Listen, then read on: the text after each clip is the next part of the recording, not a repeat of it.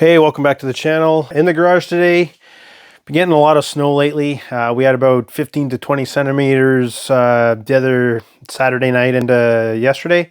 And we're supposed to get up to 50 for the rest of the week, which I know it's not, it's a lot, but it's not a lot for some places, but for around here in Southern Ontario, it's actually quite a bit. There's some years where we barely get any snow, so we're getting a lot of snow this year, but that's all right. It just makes it harder to take these things out. But really didn't have a topic today, so I thought I'd go over some of the old products that I've purchased before and kind of do like long-term review on it or update on it and see how they're actually working. Anyways, let's get into it.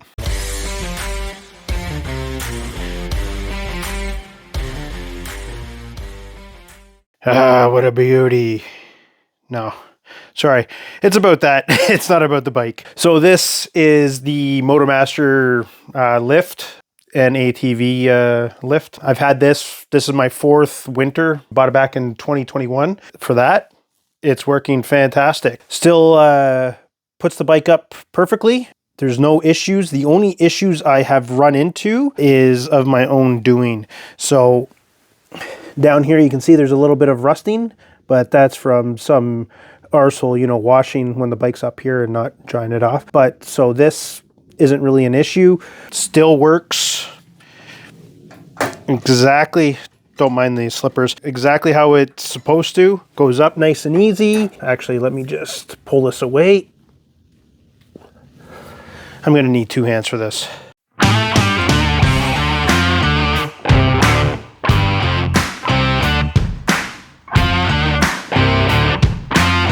So this, just so everyone knows if they're looking at getting this, this here is just to lock it in when you push it up.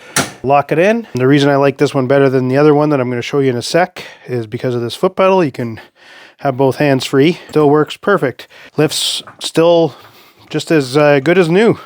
After 4 years of using it, no issues whatsoever with this. I would definitely buy this one again over the other one, and I'm going to show you why. Now, if people from the States don't understand, this is from Canadian Tire. That's what MotoMaster is. It would be kind of similar to like maybe like Sears. Not Sears itself, but Sears tools and stuff like that. Or is that Craftsman? MotoMaster is kind of like Craftsman, I believe. Now this thing is a big red. It is from Princess Auto. Again, for my American viewers, Princess Auto is kind of like Harbor Freight in Canada. So this will be very similar to a jack you'd get at Harbor Freight. Chinese stuff, I guess. Both of these, I got them on sale for about $150 each, so it's about the same. Meanwhile, this one here actually costs more regular price. I think this one's like $230. I think that one regular price is $200. Might be different now, I'm not sure. This one here I got last year. This is only this, well, just over a year ago. So this is the second winter I've used this, and I'm going to show you how it doesn't really work that well anymore, and why I would much rather go with another MotoMaster if I do get another one. I'm going to use this for as long as it's still kind of working. But before I show you what I mean by kind of working, I'm going to have to move the bike out a little bit. So let me do that. Okay, got it out. Now, if you notice, it's similar to the MotoMaster one with the lock guard. So you lower it down. As you can see, I don't put this all the way up, and the reason I don't put it all the way up is because it takes forever. Let me show you. Again, this is only the second year I've used it. I've maybe lifting the bike up, I'm going to say 5 to 10 times, and then usually in the winter it's like it just sits here because I have not used this in the winter as much as I was going to. But let's show you. See, the hydraulic is not working. Let me see if I can get you a better angle.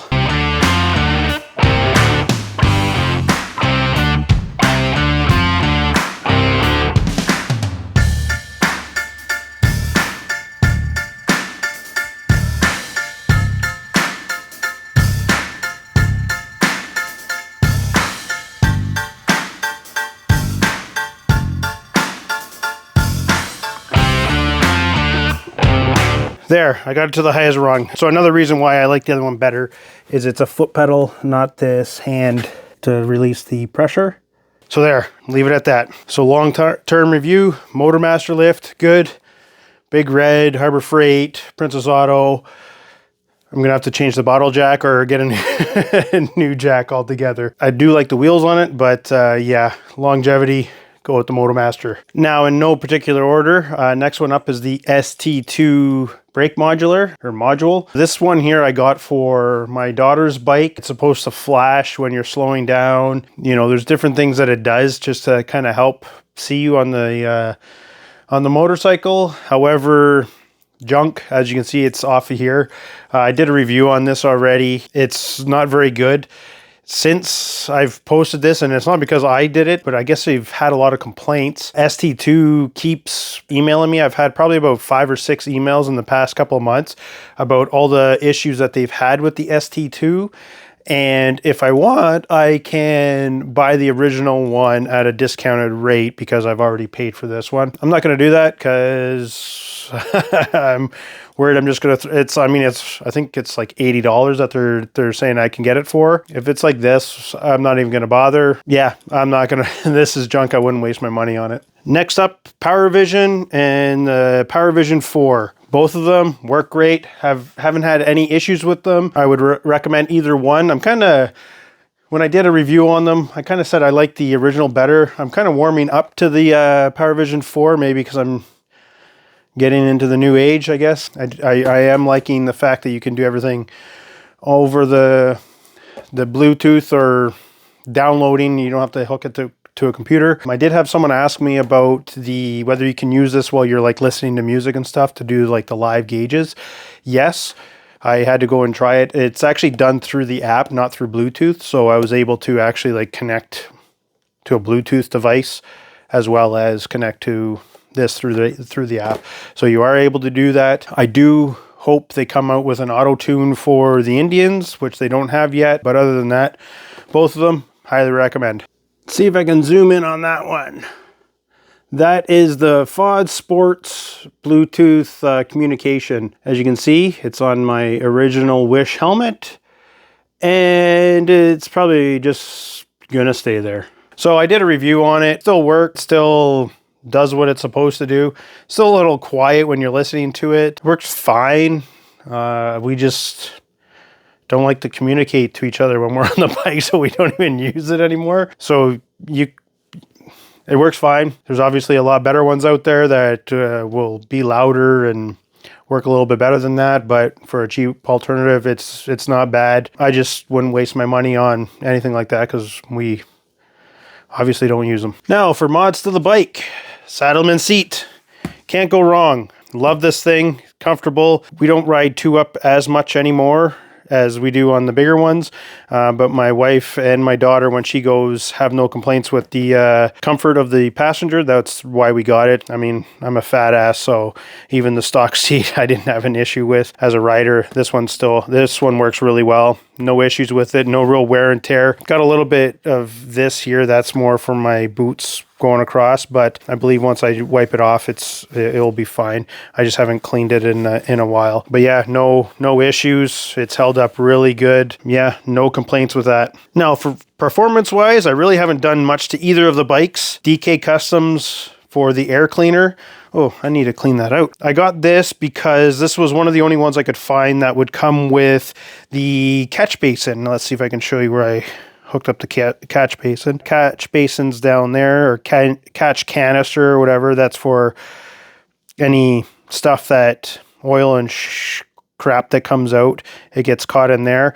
Not sure how much it helps the motor. I was going down a rabbit hole, and I guess Harley's shoot some oil back into, I shouldn't say back into, but into the spark plugs and burn it off. This was one that actually came with the catch canister already there, and you just follow the instructions to install it. That's why I got this one. Whether you need the catch canister, not a mechanic, I really don't know, but it made sense to me when I was looking into it. No issues with it. When I installed it, there was a couple of bolts. I think the top bolt here and a couple of inside. I went to Home Depot and got some bolts that would actually work in it.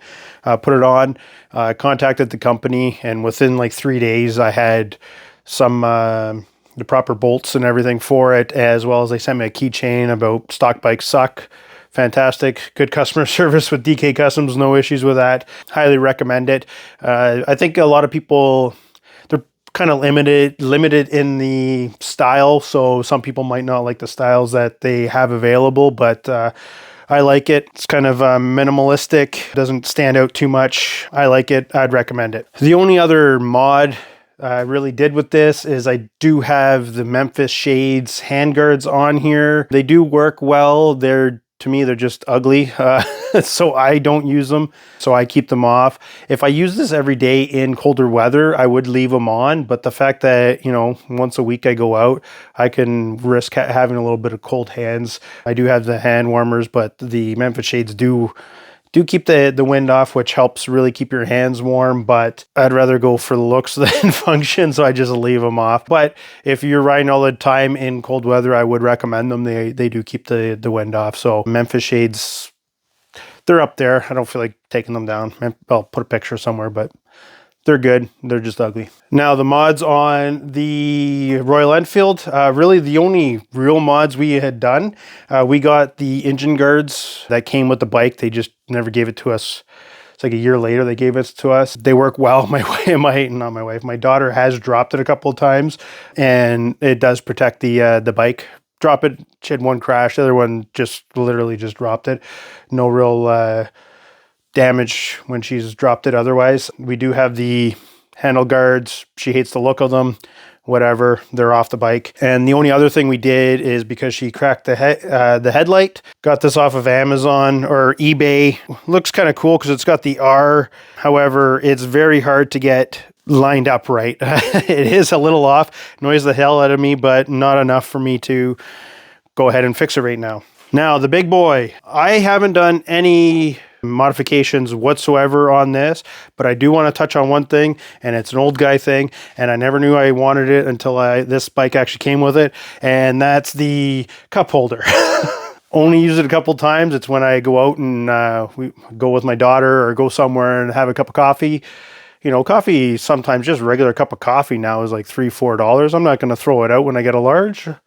Throw it in there. It actually works pretty well. For the most part, once in a while you might hit a bump and it sprays over, but hey, price you pay to be the lame-o on the bike was a cup holder. But yeah, that's it. That's all the updates of long-term of anything that I've really got for the bike. Can't think of anything else that I have that I've purchased that anyone would need to see. But yeah, until next time, later.